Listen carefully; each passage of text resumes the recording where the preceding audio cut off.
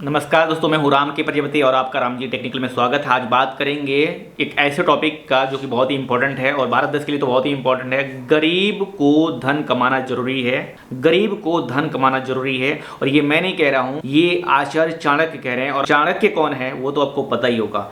Late me explain दोस्तों। यहाँ पर आज की इस वीडियो का टॉपिक है चाणक्य नीति बुक का चौथा अध्याय का श्लोक संख्या 14 का, जो मैं हिंदी में आपको बताने वाला हूं। सबसे पहले मैं आपको शॉर्ट्स में बता देता हूं।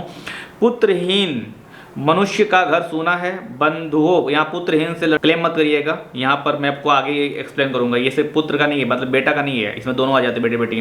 पहले ऐसे पुत्रहीन बोल देते, पुत्र ही पहले आता इसलिए, ठीक है। बंधुओं से हीन मनुष्य के लिए 10 दिशाएं सूनी है, मूर्ख मनुष्य का हृदय सूना है, दरिद्र के लिए तो सब कुछ सूना है। पर इतने से समझ में नहीं आएगा, इसको व्याख्या करना पड़ेगा, तब पूरी बात समझ में आएगी, वरना कंफ्यूजन होता है आधी अधूरी जानकारी। तो यहाँ पर आचार्य चाणक्य कह रहे हैं कि जिस मनुष्य की संतान ना हो उसका घर सूना होता है। तो भाई इसके लिए कह रहे क्या?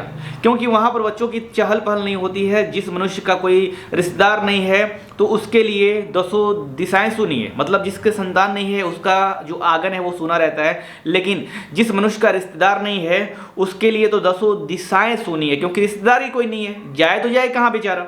एंड उसके बाद बोलते हैं कि ये जो मनुष्य है जिसका कोई रिश्तेदार नहीं है उसके लिए 10 दिशाएं इसलिए सुनी है क्योंकि जब उसका रिश्तेदार ही नहीं है, अपने रिश्तेदार से मिलने कैसे जाएगा जब रिश्तेदार ही नहीं है तो। और यहाँ पर उसके बाद बोला जा रहा है कि मूर्ख मनुष्य का हृदय सूना होता है क्योंकि उसमें किसी के प्रति दया और श्रद्धा नहीं होती। आचार्य चाणक्य ने उस आदमी को मूर्ख बोला है जिसके अंदर दया नहीं है और यहाँ पर श्रद्धा नहीं है, ठीक है। आप समझ सकते हैं श्रद्धा मतलब क्या? आस्था, प्रेम वही, दया करुणा वही, सेम चीज, वो चीज होना जरूरी है। दरिद्र यानी कि धनहीन, जिसके पास धन नहीं हो, यानी कि गरीब भी उसको बोल सकते हैं। दरिद्र धनहीन मनुष्य के लिए तो ये पूरा संसार ही शून्य है, तत्व रहित है, क्योंकि उसका कोई भी सम्मान नहीं करता। दरिद्र मनुष्य का कोई भी सम्मान नहीं करता। इसके पहले भी जो चाणक्य नीति का जो भी मैंने वीडियो बनाया था तो उसका पूरा मतलब प्लेलिस्ट है, उसमें भी ये आचार्य चाणक्य ने बोला है। सो ये हो गया इस श्लोक संख्या 14 का हिंदी अनुवाद। लेकिन आचार्य चाणक्य है ना, वो सिर्फ ये बोलते नहीं थे, मतलब कि ये जो प्रॉब्लम है तो प्रॉब्लम के बारे में सिर्फ डिस्कस नहीं करते थे, उसका सोल्यूशन भी देते थे। Let me explain solution. So यहाँ पर ये कह रहे हैं कि जिस मनुष्य के संतान ना हो, बच्चे ना हो, पुत्र पुत्रिका नहीं है, वो कुछ भी हो, पर अगर नहीं है तो उसे दत्तक ग्रहण कर लेना चाहिए, यानी कि उसको बच्चा गोद ले लेना चाहिए। उससे जो है उसका जो सूनापन है वो खत्म हो जाएगा। एंड यहाँ पर जिसका कोई रिश्तेदार नहीं है, जिस मनुष्य का रिश्तेदार नहीं है, उससे विद्वानों से मित्रता करना चाहिए, विद्वानों से, ठीक है। जो बहुत ऊंचा हो ज्ञान में, जिसके पास मतलब ज्ञान हो, उससे उसे मित्रता कर लेनी चाहिए। किसे? जिस मनुष्य का कोई रिश्तेदार नहीं है।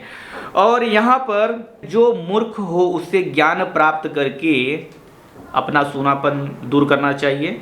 जो मूर्ख है उसे ज्ञान प्राप्त करना चाहिए। अब ज्ञान कहाँ से प्राप्त होगा? गुरु के बिना ज्ञान नहीं है, लेकिन यहाँ पर ये चीज़ थोड़ा अधूरा है। अगर वो थोड़ा खोज करेगा तो उसको भी ज्ञान प्राप्त हो जाएगा।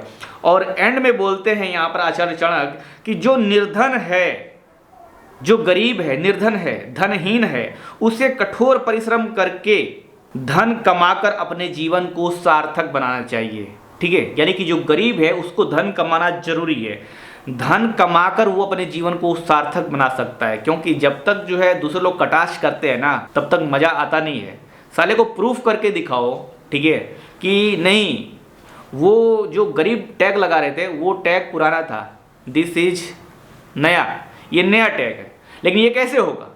हम परिश्रम करके, हार्डवर्क करके धन कमाएंगे तभी ऐसा हो सकता है। और आचार्य चाणक्य भी यही बोल रहे हैं कि जो दरिद्र है, जो धनहीन है, जिसके पास धन नहीं है, उसे धन कमाना ही चाहिए, उसे परिश्रम करके धन कमाना ही होगा, तभी उसका जीवन सार्थक होगा, ऐसा आचार्य चाणक्य कह रहे हैं। और ये था आचार्य चाणक्य का जो ये चाणक्य नीति बुक है उसका श्लोक संख्या 14 का हिंदी अनुवाद। वीडियो अगर अच्छी लगे हो तो लाइक शेयर कमेंट करना बिल्कुल ना भूलिएगा।